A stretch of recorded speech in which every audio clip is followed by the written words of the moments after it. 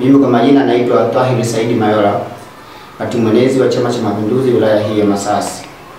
Kwanza napenda kuchukua fursa hii kumpongeza Rais wa Jamhuri ya Muungano wa Tanzania Daktari Samia Suluhu Hassan kwa kushinda uchaguzi uliofanyika tarehe 29 Oktoba na kuwa rais wa Jamhuri ya Muungano wa Tanzania.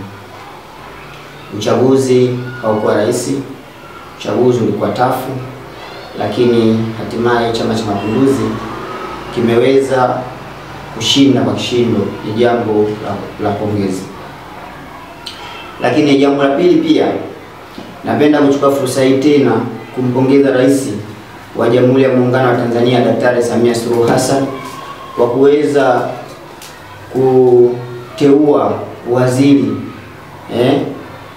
wa ardhi kutoka ndani ya wilaya yetu ya Masasi, kwa maana jimbo la Masasi mji. Nalo pia ni jambo la pongezi, ni jambo la uzalendo. Tunamshukuru sana Rais kwa kutufuta machozi wana Masasi, kwa sababu jambo la kutoa waziri ndani ya wilaya yako ni jambo la pongezi na ni jambo ambalo kubwa sana. Kwa hiyo Rais katuona na sisi tunamwambia tutamwangusha, tutapambana kuhakikisha kwamba tunampa support waziri ili kazi yake aweze kuifanya vizuri.